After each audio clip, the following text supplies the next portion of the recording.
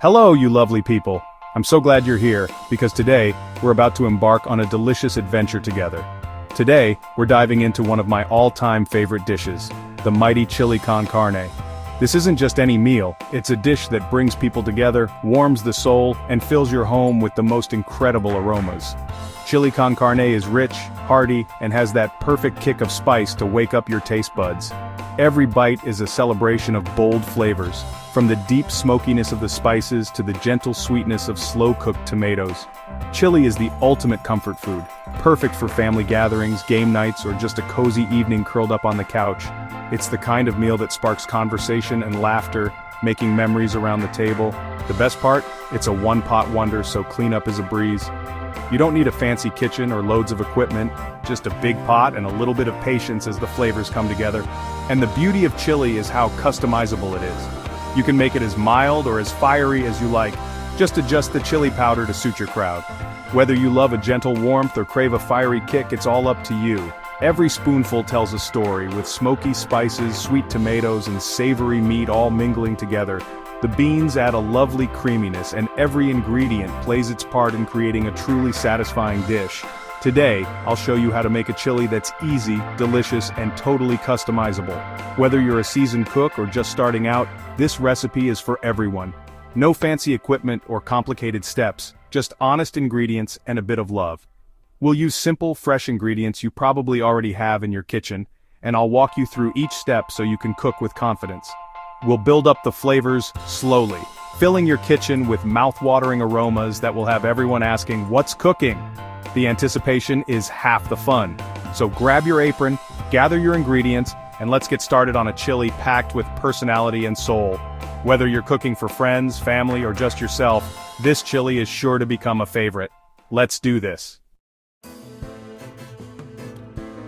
First things first, let's get our ingredients ready.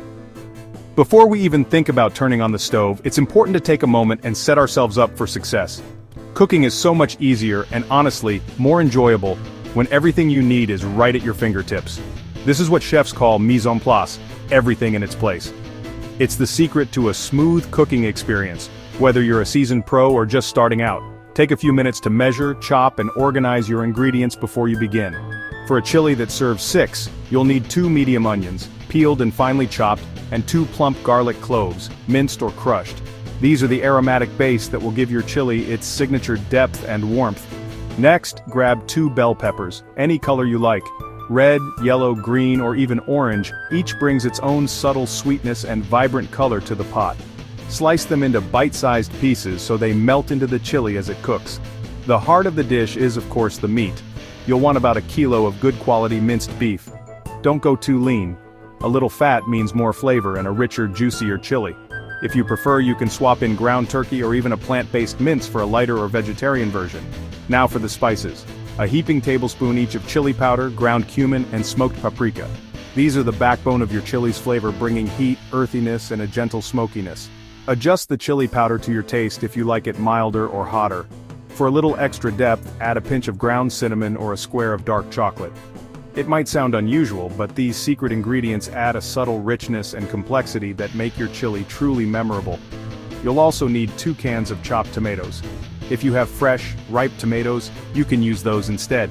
Just chop them up and use about 800 grams in total. The tomatoes provide the saucy base that brings everything together. 1 can of red kidney beans drained and rinsed is classic.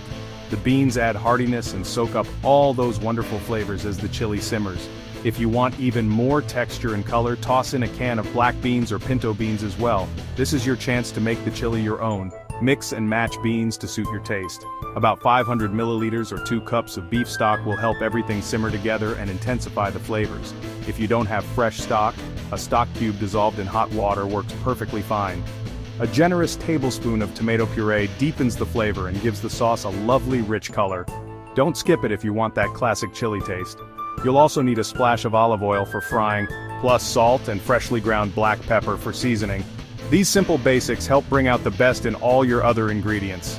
And for a fresh herby finish, have a bunch of coriander, also known as cilantro, ready to chop and sprinkle over the top just before serving. It adds a burst of color and a bright, citrusy note. That's it. Simple, honest ingredients that create magic together. When you see them all laid out, it's amazing to think how these everyday items will transform into a hearty, flavor-packed meal.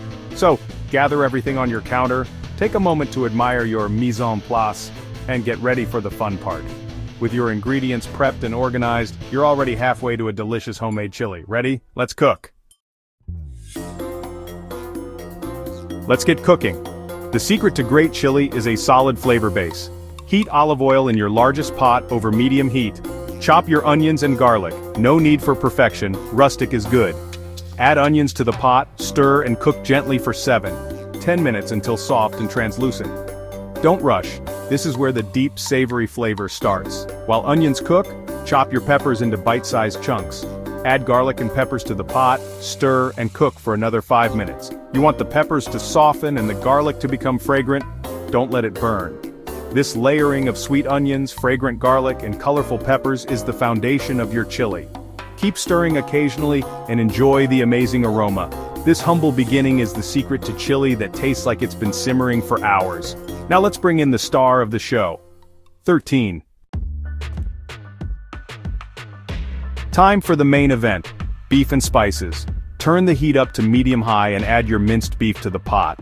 Break it up with your spoon and brown it all over. This searing step adds loads of flavor. Let the meat cook until most of the liquid evaporates and you hear it sizzle.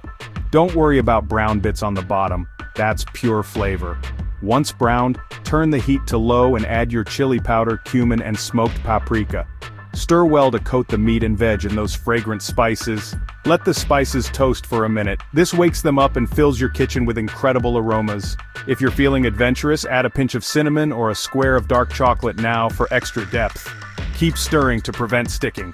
Now everything's ready for the next step, bringing it all together with the liquids. Now we bring it all together, the moment where all your careful prep and patience start to pay off. This is where the magic really happens, right here on the stovetop.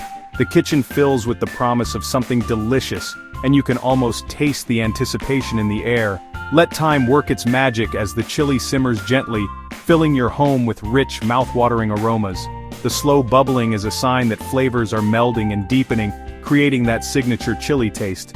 Add a generous tablespoon of tomato puree, which brings a subtle sweetness and a beautiful depth of color to your pot. This little step makes a big difference, giving your chili a rich, velvety base.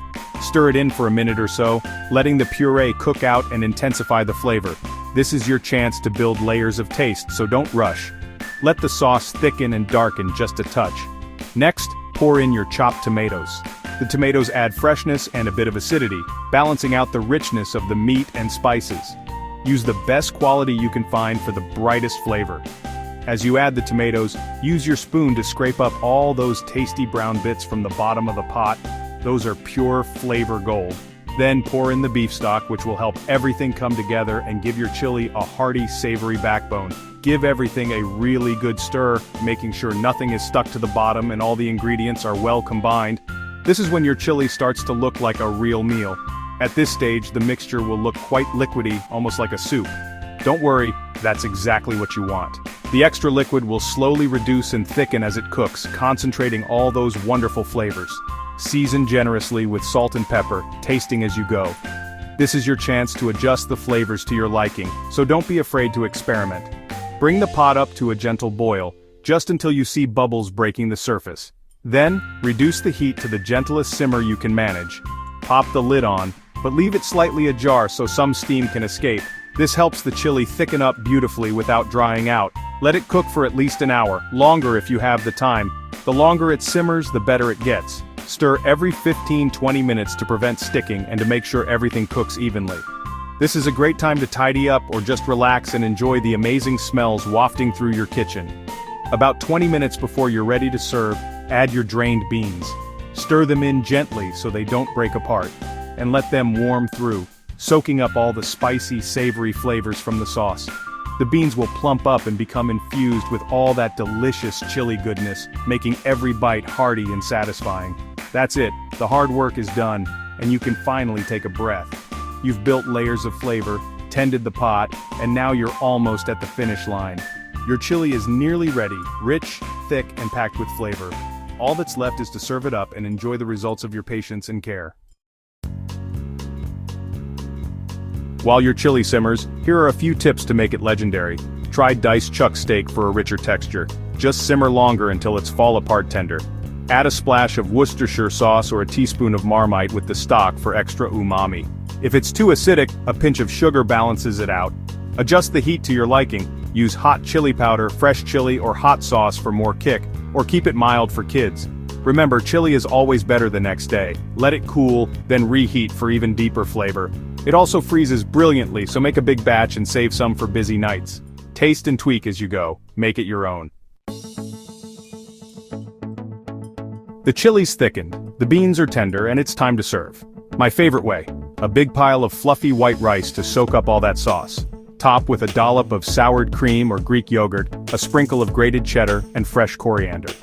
Add sliced spring onions or red onion for crunch, or try it over a baked potato, with tortilla chips or as a taco or burrito filling. Set up a toppings bar so everyone can customize their bowl. It's interactive, fun, and perfect for sharing. Dish up generous portions and enjoy the fruits of your labor. You've earned it. 11. And there you have it, a beautiful, hearty chili con carne made from scratch.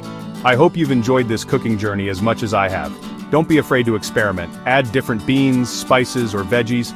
Use this recipe as your starting point and make it your own. Cooking is about sharing and having fun, so gather your loved ones and dig in. If you make this chili, share it with friends and family. Food is best enjoyed together. Thanks for joining me. Keep cooking, keep experimenting, and keep sharing the love. Come back for more simple, delicious recipes. Happy cooking and see you next time. Cheers!